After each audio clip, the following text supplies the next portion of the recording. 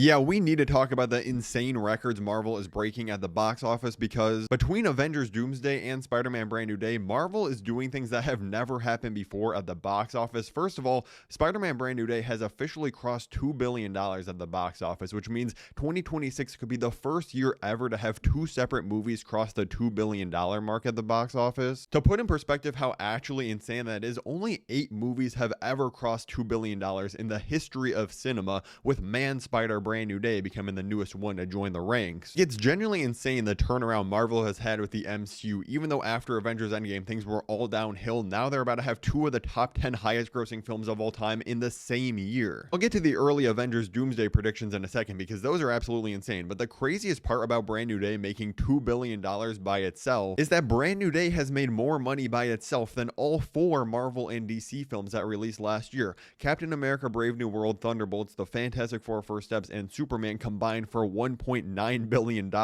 And there are some major characters and franchises here. Like the Fantastic Four First Steps made $500 million and Superman made $600 million. And those movies were considered successes because of how low people were on superhero movies at the time. And then Spider-Man just demolishes all of them combined. And I know this chart says that Brand New Day is in 8th place. It actually just today passed Avengers Infinity War. It's now the 7th highest grossing movie of all time. But like I said at the beginning, no matter how big Spider-Man is, it looks like Avengers Doomsday might actually pass it at the box office this year, because we now have the early predictions for how much it's going to make in its opening weekend, since tickets went on sale a few weeks ago. And this new report from The Wrap says that Avengers Doomsday pre-sales for tickets are reportedly 65% higher than Spider-Man Brand New Day's first 2 days of ticket sales. Which again, friendly reminder, Spider-Man Brand New Day had one of the biggest opening weekends of all time, making $900 million worldwide and over $300 million domestically. It beat the record domestically, passing Avengers Endgame's opening weekend. But if Endgame's on pace to beat Spider-Man Brand New Day, that means this movie's probably going to clear $1 billion worldwide in its opening weekend alone, which again, we have not seen since Avengers Endgame at the box office,